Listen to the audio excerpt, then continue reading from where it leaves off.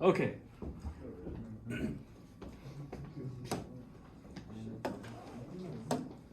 We are looking at 7.5. Again, this is the last section of chapter 7, so we are going to test next week. We're going to cover this today and tomorrow, and then we'll be done with it. And we're going to be reviewing all of next week, so no new content next week. 7.5 is using recursive rules with sequences. Our essential question is, how can you define a sequence recursively? So take a look at this sequence of numbers.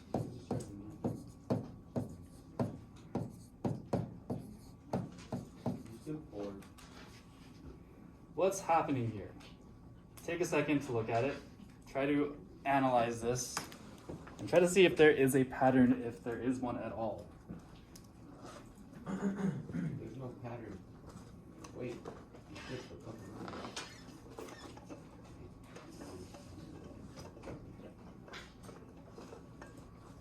You skip 4, and you skip the number 1. So tell the person next to you what the pattern is, if you found one. There's no pattern. Why are you laughing? But there is a pattern. You just don't see it.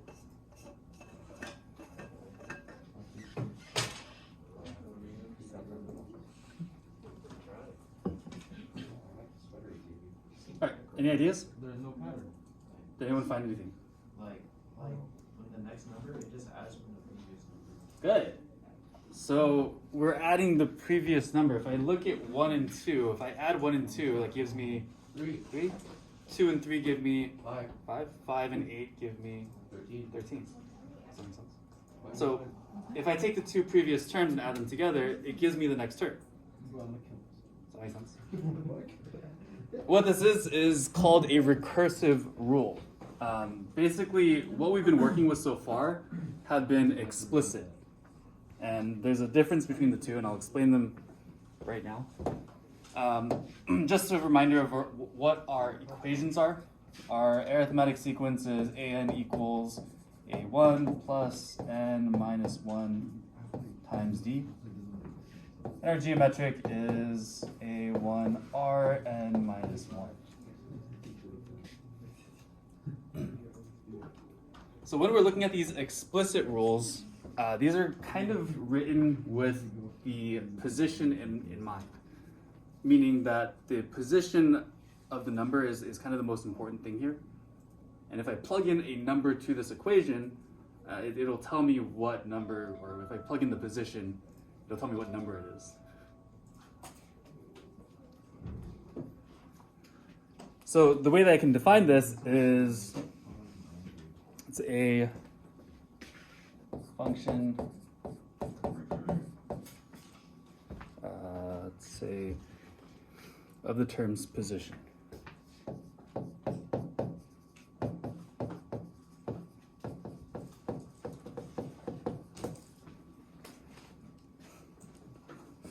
So again, if I wanted to find the first term here, I can plug in 1, and it'll tell me what the first term is. If I wanted to find the 10th term, then I can plug in 10, and it will tell me what the number is.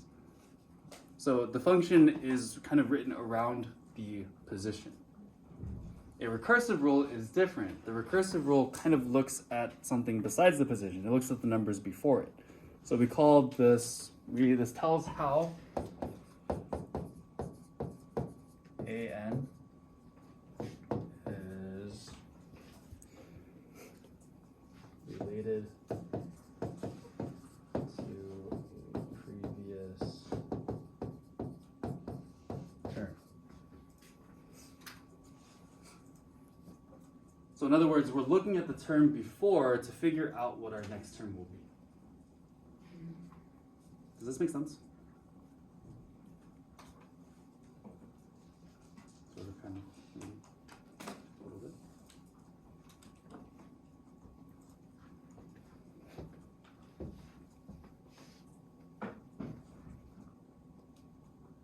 Okay, so let's look at an example.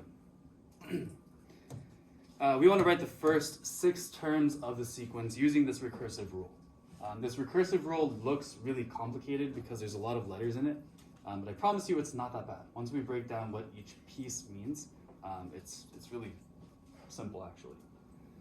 So taking a look at this, this first part right here tells me what my first term is. It says A0 equals 1. So my first term is going to be 1. It says it's equal to 1, right? So that means that my first term here is 1. AN is going to be equal to AN minus 1. This part right here refers to the previous term. And what are we adding to our previous term? 4. It says plus 4, right? So we're adding 4 to whatever my previous term was. Does that make sense? So our starting term is 1, and we're going to keep adding 4 to the term before. I'll show you guys what that looks like. So again, our first term, we can say A0 equals 1. See?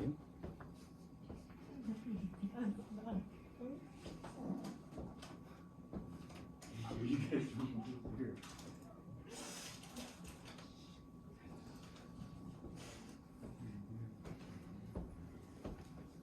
So again, first term is 1. Our second term is going to be the previous term plus 4. So our previous term being 1 plus 4 is going to give me 5.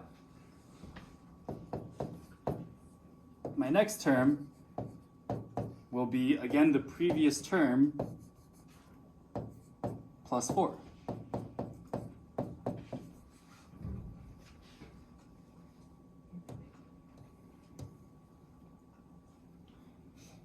Does that make sense? So what would our next term be? 9 plus 5, right? Or 9 plus, sorry, 4. Which is equal to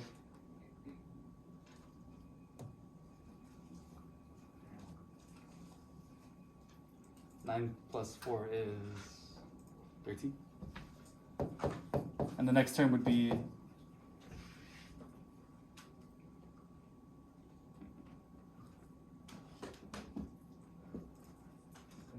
17. And my last term would be 21. So I'm just taking the previous term and I'm adding 4 to it each time. So my first 6 terms are 1, 5, 9, 13, 17, 21. Does that make sense? Not bad, right? Again, the notation looks a little funny, but once you figure it out, it's pretty straightforward. Take a look at the second one. I accidentally labeled it A again, so sorry. But example 1A again. Try to figure out what's happening here. What is that thing saying to me? Take a second, think about it, and then ask the person next to you, what is the rule there?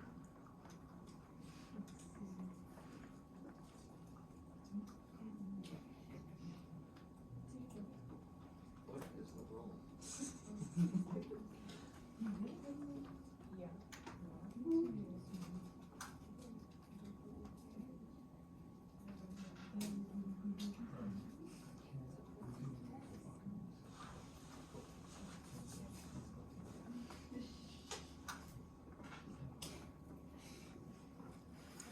Let's call on random people. You guys had such a great conversation. Damani, what is this telling me?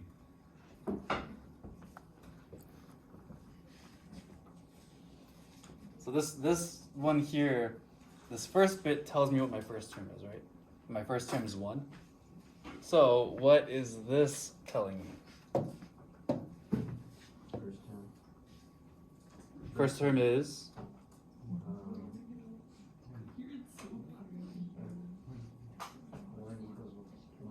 equals 1, right? So it means that my first term is 1 because it's equal to 1.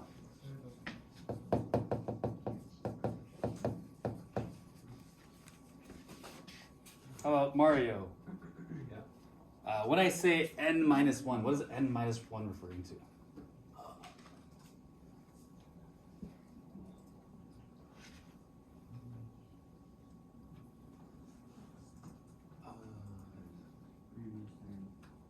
Who said that? Is that you, Jeremy? Previous term, right? When I have that n minus 1, the n minus 1 is talking about the previous term. So here, f of n minus 1 is the previous term. What are we doing with that previous term? How about Sammy Saldana? What number do we have around there? 3. What are we doing with the 3? The little dot means multiplying it, right? So what is this rule saying? Take the previous term and multiply by 3. Does that make sense? So what's my first term again? 1. 1. So f of 1 is equal to 1. My next term, I'm going to take my previous term and I'm going to multiply it by 3. So I get 3. What's my next term going to be?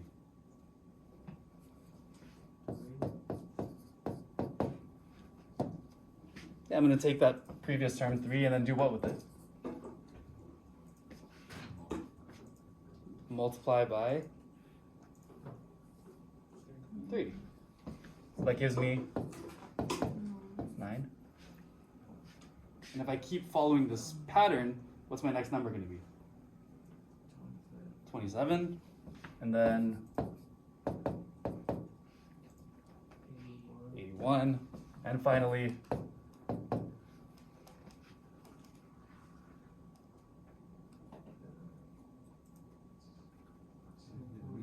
yeah, good job. Not bad? Pretty easy, right? As long as we're able to read that first bit, it's pretty straightforward. And if you need to use a calculator on this, that's totally okay. Questions so far? Yes. Yes.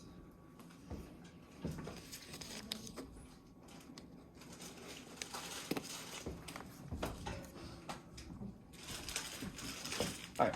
So let's look at our recursive equations. What we're going to do now is we're going to write these equations out. Nice thing is, when writing these equations, it's really simple. We just need to plug in 2 things. So far what we've been doing with most of the equations is we plug in our first term and we plug in our common difference or our common ratio. And it's no different here. So our equations are going to look like this. For our arithmetic sequence, we're going to have a1 is equal to something, and then we have a(n) equals a(n) minus 1 plus d, where d is the common difference.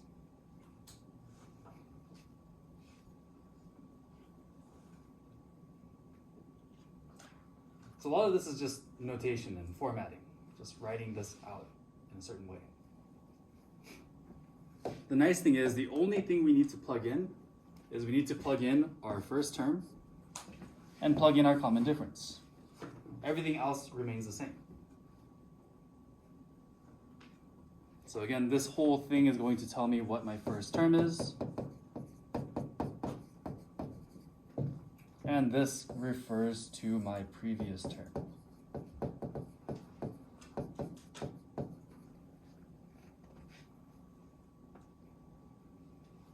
So for this equation, I'm saying I'm taking that previous term and I'm adding my common difference to it. Is this making a little bit more sense as I go? Or is it making less sense? Maybe an example would be better? Okay. So we do have a different equation for our geometric sequences. Our geometric is going to look similar, but it's going to have one major difference. And we are multiplying our r value times a(n) minus 1. And again, the only things we're plugging in is our first term and our common ratio. And I think, again, this will make some more sense once I add some numbers to it.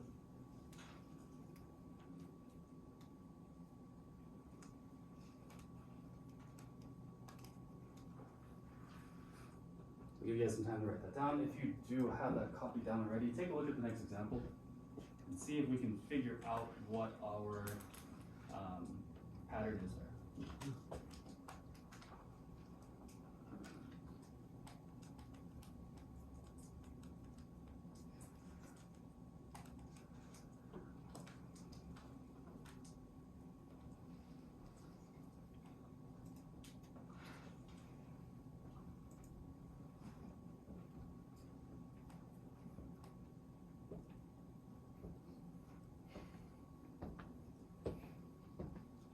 We're all good?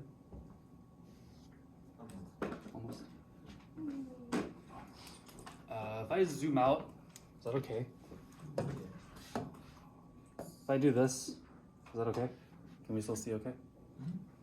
Because I wanna have the equations up there as I go through the problem at the same time.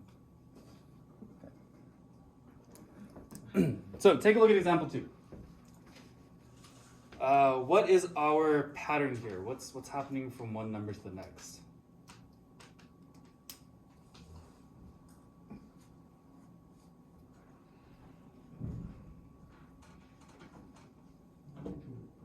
Any ideas?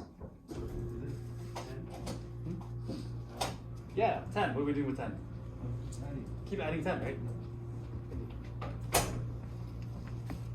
So here, we are adding 10 each time.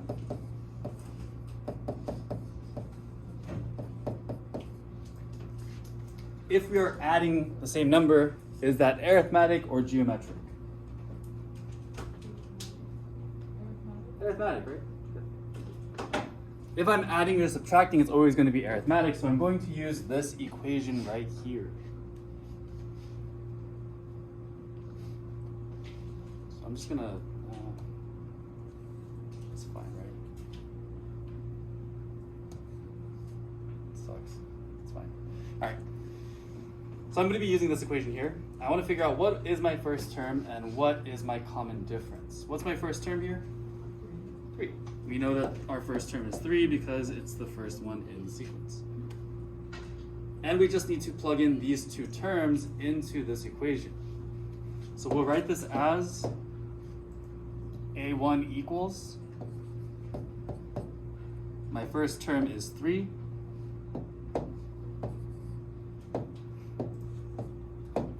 and we just need to follow the rest of this equation. AN equals AN minus 1. And my common difference is plus 10. Does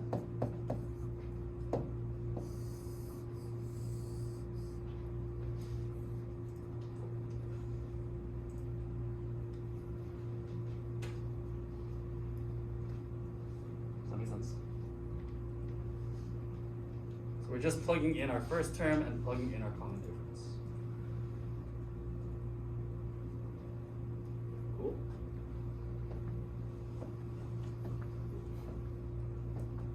Questions? Okay. See if you guys can work through part B.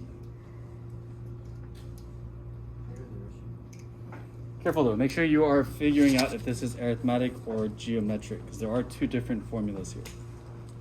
Thank you.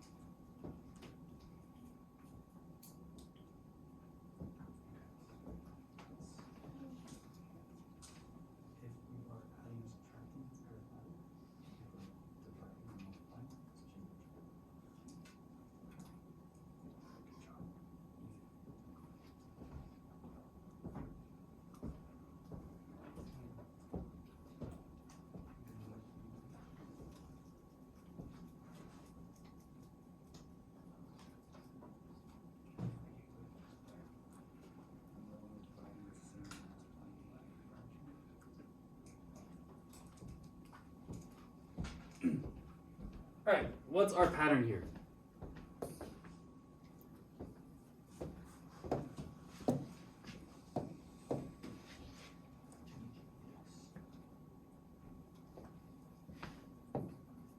Divide by 2? Yeah?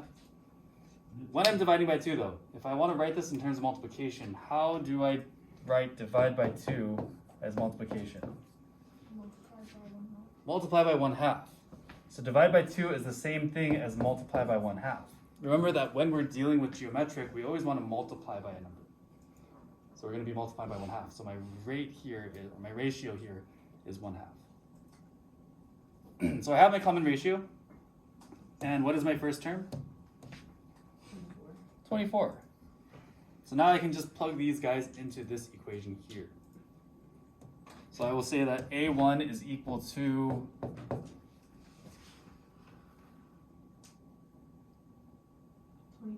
24. And AN is equal to 1/2 times AN minus 1. So again, just following this format and plugging in those two things. Not bad.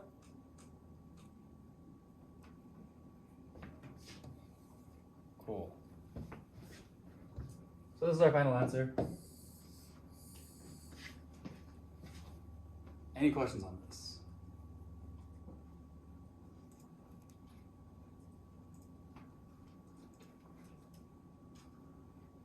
Cool. If there are no questions, feel free to write your summary. And you guys have the rest of the period to work on today's assignment.